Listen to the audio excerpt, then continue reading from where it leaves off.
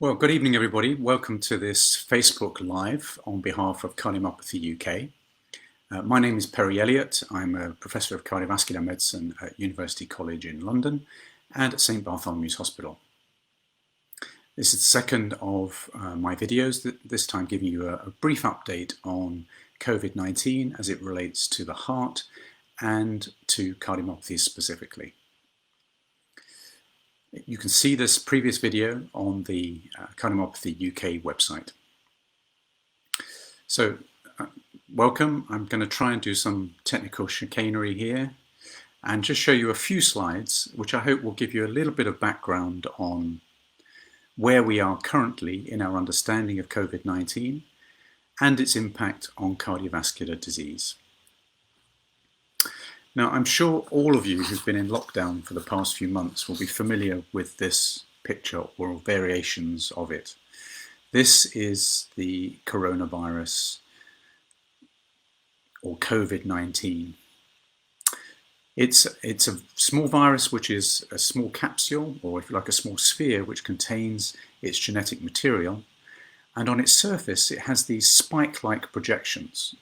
It's these spike-like projections that actually give the virus its name because they're said to resemble a crown. As I said last time when I gave this talk, it really is hard to believe that we've come so far in such a short space of time. I know it seems like an eternity, but it was only in December of last year that the first cases of coronavirus were being described in China, in Wuhan. These two papers in major medical journals in the early part of this year were reported, and I think it's honest to say that even at that time, most medical professionals were still really not aware of the pandemic that we were going to be faced with. Of course, now several months on, I think we are aware of the impact this is having globally. And these are data up to date as of today, showing that we've now passed 15 million cases of COVID-19 around the world.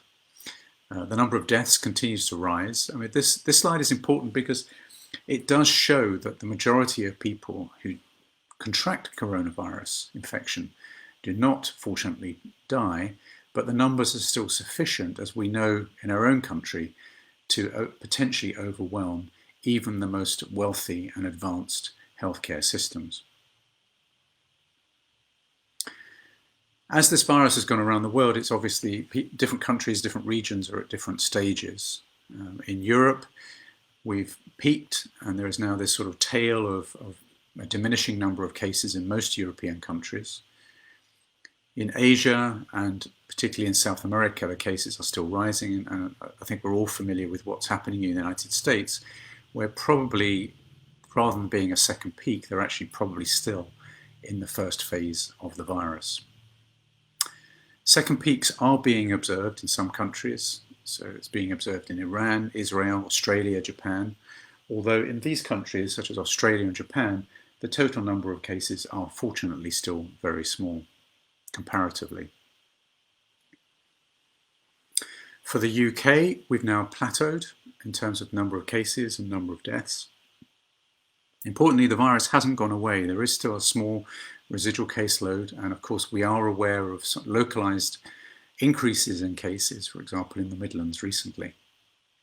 Our hope, of course, is that this downward trend is maintained, but we're all, I think, planning for second peaks, and that's why the government advice is so important to follow.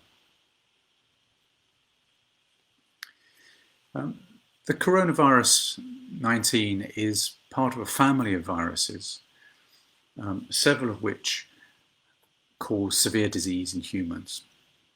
We believe that these viruses have transitioned from various animal species, and we believe that the coronavirus 19, or SARS-CoV-2, probably arose in bats because the virus itself is genetically very similar to viruses found within the bat populations.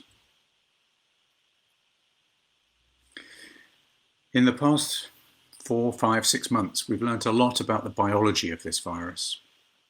And I think we now understand with reasonable certainty how this virus affects different cells in the body. That structure I showed you at the beginning, that first slide with that small sphere and the spikes on its surface, those spikes are critical in determining how the virus is taken up into various tissues in the body. Because it's these spikes that interact with different receptors on the surface of cells, particularly in the lungs, but also in other tissues. And it's that interaction which then allows the virus to enter the cell. Once inside the cell, the virus, if you like, hijacks the machinery of that cell to reproduce itself, to generate new proteins that surround the genetic material, and then the new virus particles are then released from the cell where they can infect more cells or be passed to a different host. As we pass through the slide, you'll see in these boxes here names of different drugs, some of which are probably familiar to you.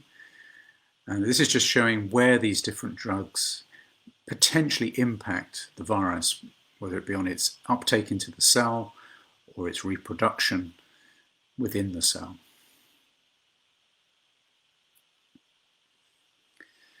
Again, I think most people are now familiar with how this virus affects people and the kind of symptoms that people complain of. For the majority of people, this is a mild disease, maybe associated with cough, profound fatigue, sometimes a fever, but not always.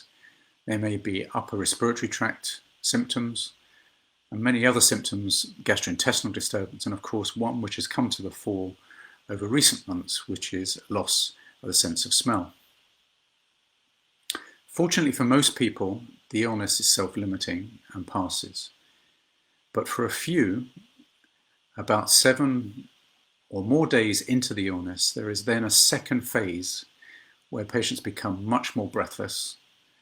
They may have reductions in the oxygen in their blood, and some of these patients may go on to develop the severe form of the disease with multi-organ failure, where they require ventilation and support of other organs.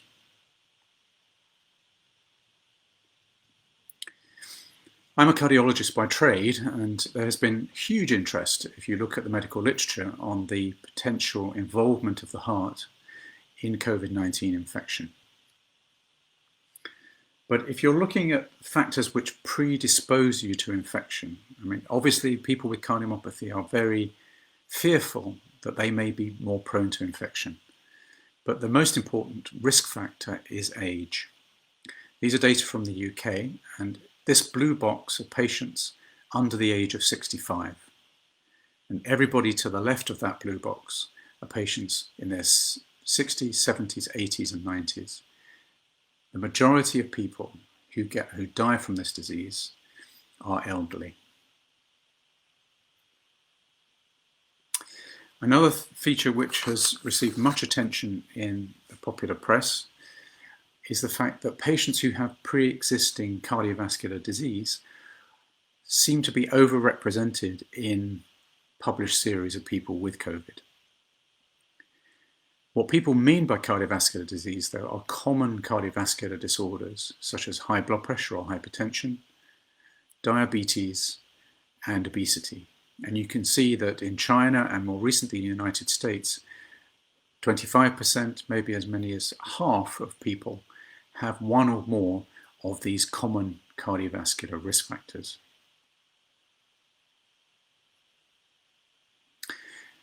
If we look at this in a different way, these are data from China, and in many of the Chinese series, if you had diabetes, your risk of dying from COVID was 9-fold increased. If you had hypertension, 7-fold. If you had any cardiovascular disease, 13-fold.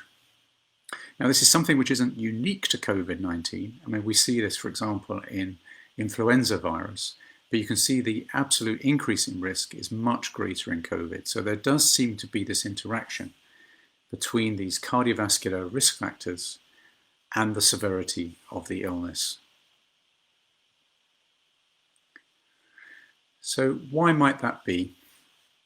Well, we know that the virus is predominantly a viral pneumonia, and obviously if you get a severe pneumonia and the amount of oxygen in your blood drops, if you have pre-existing cardiovascular disease, whether that be coronary disease or heart failure, then you might anticipate that you'd be more vulnerable. We also know that this virus can overstimulate the immune system. You may have heard of this phenomenon of the cytokine storm, where the immune system becomes hyperactive and is responsible for this multi-organ failure. And the heart is part of that multi-organ involvement. And then there is also a theory that the virus may be directly toxic to the heart, and I'll come back to that idea. But in the medical literature, what we've seen are growing numbers of reports of people that have heart attacks caused by blocked arteries, people that would appear to have inflammation in their heart muscle, what we call myocarditis, people that have clots in both their veins and their arteries, and patients who appear possibly to have heart failure. But I think all of that is true to a greater or lesser extent, but we have to be very careful about emerging data. It's incredible. I'm a clinical researcher, and I don't think I've ever experienced a time like this where there have been so many papers published in such a short space of time, often based on very small numbers of people, retrospective analyses, and very rapid interpretation in the public press. Some of that interpretation is right, some of that interpretation is incorrect, and I'm sure you can all think of examples where there have been misinterpretation or a rush to overinterpret data. You may encounter this notion of cardiac injury or myocardial injury in patients with COVID. And what this refers to is the measurement of an enzyme in the blood called troponin T, which is a marker of cardiac damage. Now, this is something which is used every day in any emergency department to make the diagnosis of a heart attack. And a significant number of people with COVID have elevated levels of this marker in their blood. And if they do have a high level of troponin, then they have a higher risk of developing severe complications, including death from this disease. But the question is, why is the troponin elevated? One reason may be because, as I suggested, that patients are developing myocarditis. They are developing inflammation in their heart muscle. Now, to prove that, you have to actually take a piece of the heart tissue in patients with COVID infection, which is obviously something which is potentially risky and not done very often. But in this study done by an excellent group in northern Italy, they took biopsies, and what they showed were that, as you see, these little brown spots in the heart muscle, these are inflammatory cells. So there was some evidence for inflammation in the heart muscle. But when they looked under very high power microscopy, electron microscopy, they could see the viruses. You'll see that circular structure, and you can probably just about see the spikes on its surface. But these viruses were not found in the heart muscle cells. They were found in the spaces in between. So the current idea is that this virus may cause, by stimulating the immune system, may cause inflammation in the heart muscle, but it may not be directly toxic in the sense that it gets into heart muscle cells. Another reason why people may have raised troponin is because they are developing heart attacks. And again, there have been a small number of studies that have described people that have presented primarily with a blocked artery, with a heart attack, what we call myocardial infarction, that has been attributed to COVID. But paradoxically, the problem we're seeing is not so much an increase in the people presenting with heart attacks, but a reduction. This is from a recent study looking at the reported reduction in people presenting with acute heart attacks, what we call STEMIs. And anything here in grey, yellow or blue are the percentage above 40% of reduction in patients presenting with heart attacks. And you can see here around the world, in Europe, Asia, South America, North America, Africa, Oceania, dramatic reductions. And the things that seem to determine the scale of that reduction is if the country is in full lockdown as opposed to partial lockdown. The more adept the country has been in locking down is the greater the reduction. The higher number of admissions of COVID to hospital, the greater the reorganisation of the healthcare service to accommodate those sick patients with COVID. These are all determinants of this reduction. And I think the fear is that many people with heart attacks are actually not presenting to hospital, but are actually staying at home. And this, I think, is one of the unforeseen consequences of this infection, people not presenting to hospital. Another story which one might encounter in medical papers is that COVID causes heart failure in many patients. In this early Chinese series, it was half of the patients were said to have developed heart failure. But again, the devil is always in the detail, and heart failure here was defined by the presence of another substance in the blood that we use to make the diagnosis of heart failure called BNP, or rather curiously, brain natriuretic peptide. Now, it is true that if you go to a GP or if you go to an emergency department with breathlessness, if they measure a BNP and it's raised, then that is highly suggestive of heart failure. But there are other things that can cause this to go up, including clots in the lung, including kidney failure, including sepsis, of course, all of which many patients with COVID develop. So the legend that this is a common cause of heart failure, I think, is still not proven. I think where there is a growing consensus is that this disease does seem to promote clot formation in veins and arteries. In this small series here, you'd see patients who've been admitted to an intensive care unit, and more than a third during their stay on the intensive care developed clots. And the majority of these were clots in the arteries inside the lungs, what we call pulmonary emboli. And I think this what we call hypercoagulable state, where the blood becomes sticky and prone to clotting, is one of the significant elements of severe COVID infection. And indeed, there are now studies showing that if you prophylactically anticoagulate patients, thin the blood, then you can reduce the severity of the illness in some individuals. So the model that people are now working to is that if you have common underlying heart conditions such as high blood pressure, coronary artery disease, diabetes, you are more susceptible and you're probably more likely, should you contract COVID, to get severe disease. It is still predominantly a viral pneumonia, but as the consequence of activation of the immune system, clotting, and possibly also because of low oxygen levels in the blood during the pneumonia, then patients may develop acute cardiac injury, inflammation in the muscle, and clots in their arteries and veins. So I think that's where we are at sort of a high level in terms of how COVID might interact with the heart and cardiovascular system. But what relevance is this to people with cardiomyopathy? Cardiomyopathy is, as many of you on this broadcast will know, is heart muscle conditions which are not caused by the things I've been talking about. They're not caused by coronary disease or high blood pressure or valve disease. So you may have a thick heart, which is hypertrophic cardiomyopathy, a dilated ventricle with poor function, which is dilated cardiomyopathy, a rhythmogenic cardiomyopathy where you have fatty replacement of the muscle.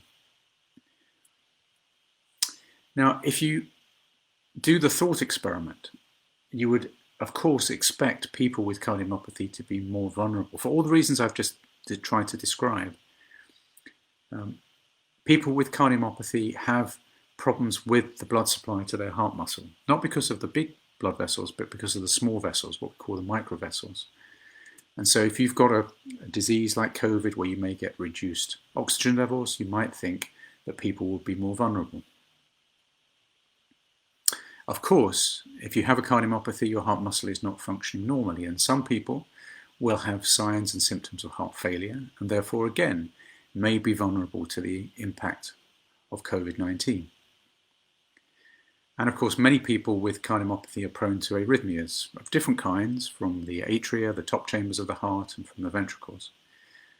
So once again, you would anticipate that they would be vulnerable to COVID-19 infection. The remarkable thing is that we're just not seeing in our practice, or indeed in the medical literature, many reports of people with cardiomyopathy, pre-existing cardiomyopathy, and COVID-19 infection. I'm sorry, this is sort of the wrong way around this slide, but this is showing you the dramatic increase in the number of scientific papers that have been published on COVID over the past decade. And you can see 2020, this is out of date now, thousands of papers now being published. But if you search those papers for the mention of COVID-19 and cardiomyopathy or coronavirus and cardiomyopathy, three papers relevant to a cardiovascular system. Some in animal experiments, some in sort of basic science experiments, but virtually nothing in human cardiomyopathy. So where is it? The cardiomyopathy world is quite a small world amongst cardiologists, and we're sharing our experience all the time. And I think if you talk to people from the major centres around Europe, everybody's seen a few people that have contracted COVID and had problems, but the majority of people have not.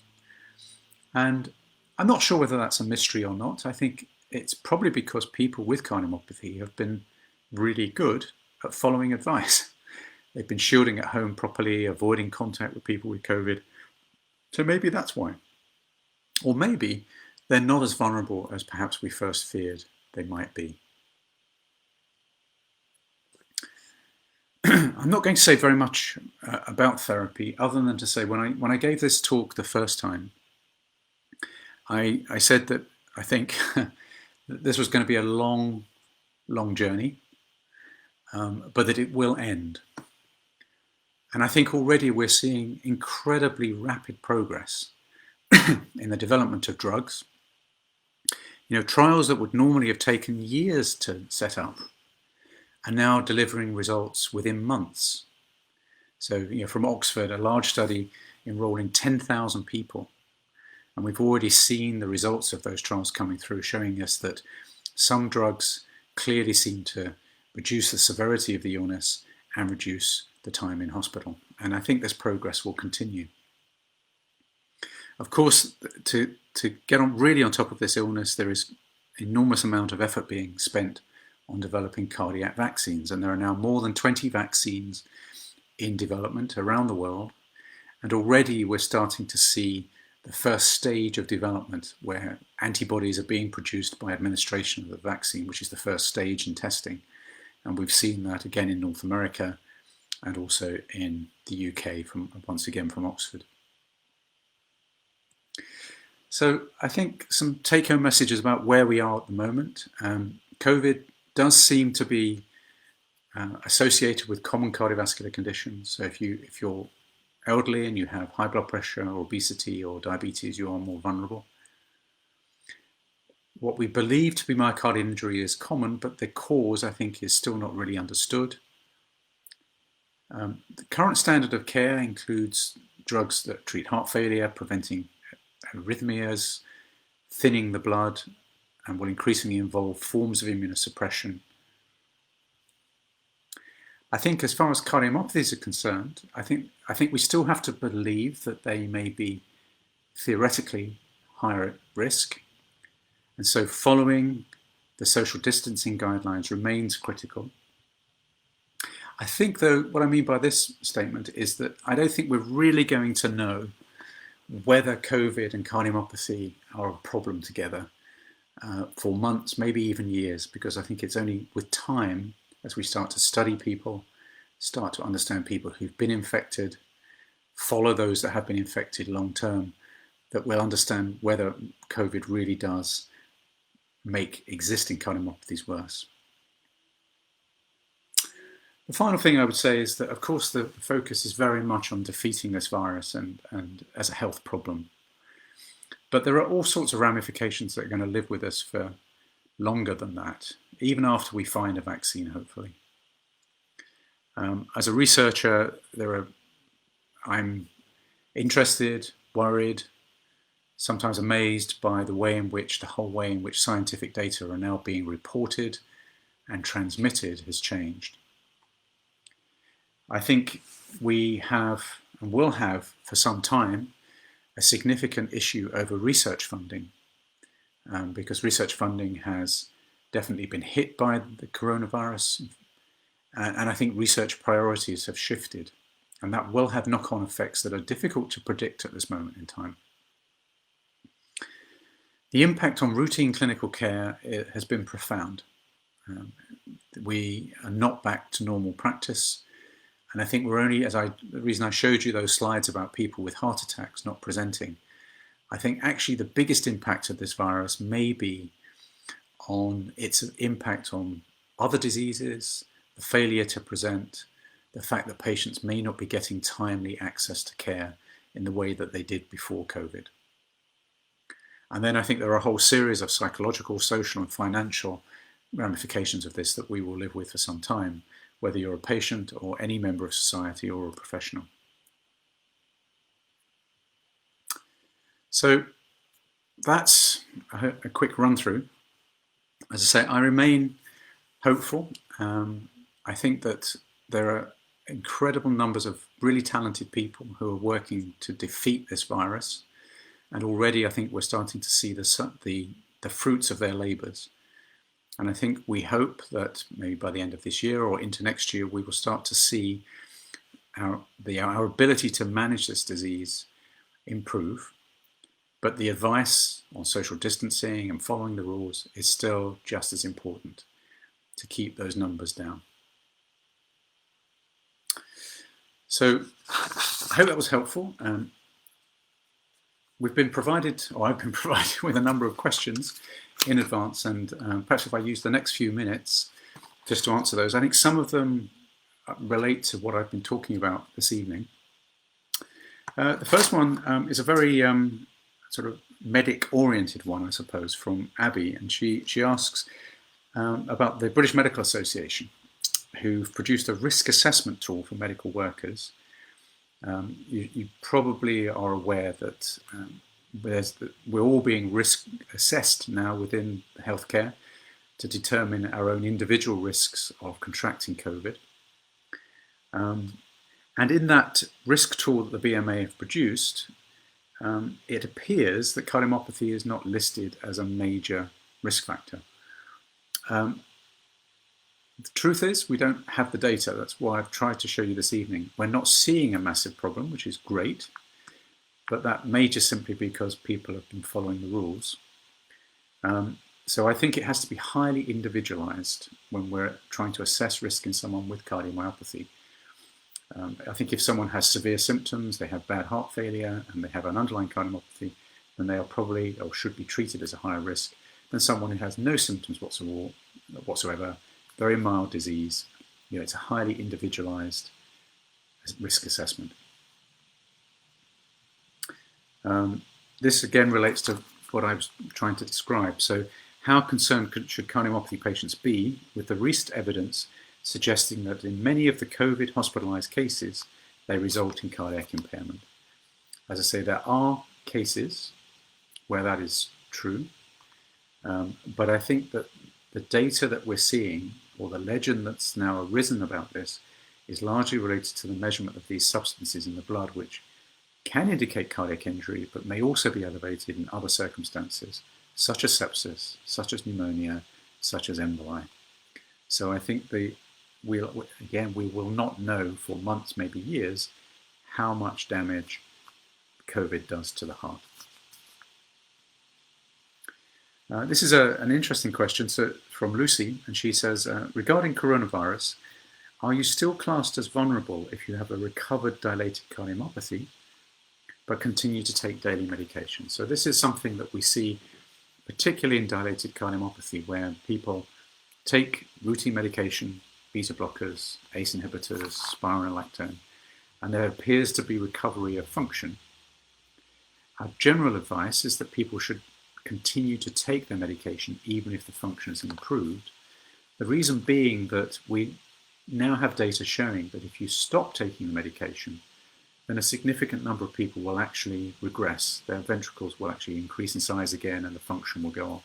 So the underlying tendency to develop the cardiomyopathy is still there. So in terms of vulnerability, yes, I think you could potentially still be vulnerable to COVID infection in that general sense that people with pre-existing cardiac conditions should be taking reasonable precautions.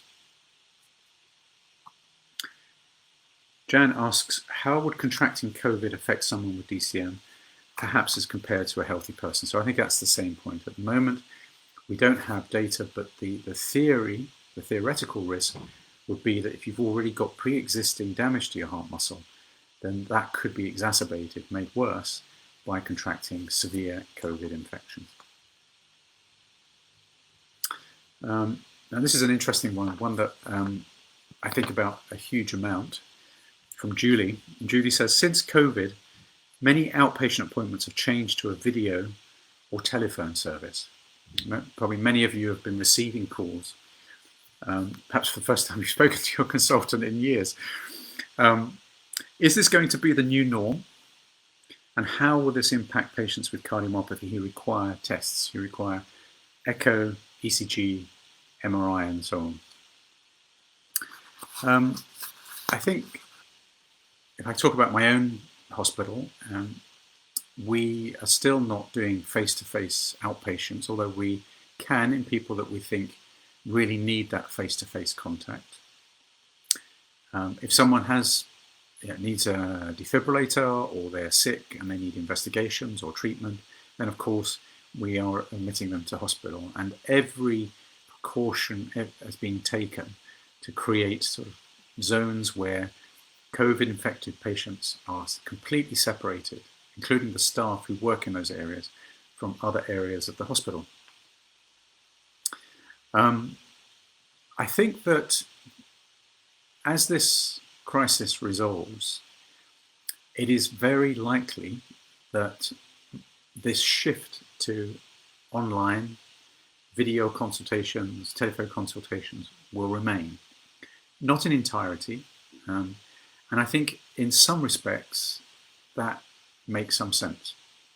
I'm sure many of you have been to hospital and you've seen a doctor, they've organised some tests, and then you've had to come back to get a very brief consultation saying the test was okay, or the test shows this and we're going to do X. You can see how it would be more efficient, less costly, more convenient for you as sufferers of the condition, not to have to traipse into hospital to just get that brief instruction. I think what we have to be very careful about, though, is the devaluing of human contact. I sometimes say this to my colleagues and they look at me as though I'm hopelessly old-fashioned. But there is something about human contact which is very different to this kind of format. And I've been a doctor for more than 35 years, and I like to pride myself in an ability to make contact with someone, because I think it's only through that human contact and that development of empathy between two individuals that you can really deliver high quality care. So that may be a hopeless plea in the face of changing modern medicine, but yes, we can move online, but I really, really think we need to value human contact and return to some degree of normality in our system when it's safe to do so.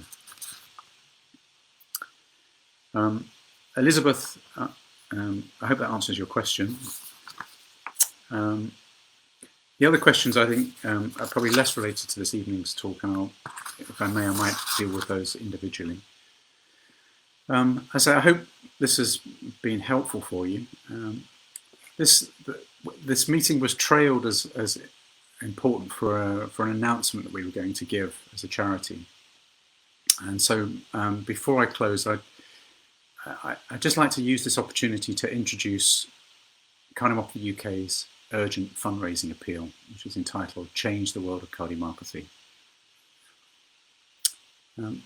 I've been associated with the charity for nearly 30 years, and I've been privileged to work with many passionate and dedicated individuals who've worked tirelessly to improve the lives of people with heart muscle disease.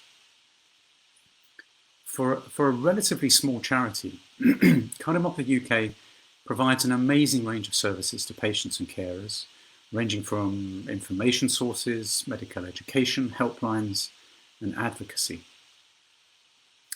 All this is now threatened by the COVID virus. The charity depends heavily on fundraising events, such as the London Marathon, the Great North Run, a whole variety of private events all around the country. All of this activity has been suspended during lockdown. Despite that, from the beginning of the pandemic, we at the charity have helped and supported many who have needed us, including indeed the medical community, who often rely on the vital work that Cardiomyopathy UK does. However, without urgent financial support, this activity is threatened. For this reason, I'm asking you today to donate to our appeal. Whatever sum you can give, large or small, will really make a difference. Please watch our appeal video, which is on our Facebook page, to hear members of the cardiomyopathy community themselves share their stories and their experiences, and then click on the link to the video to visit the website and please donate. On behalf of everybody at Cardiomyopathy UK and the patients and the families that rely on your support, I thank you.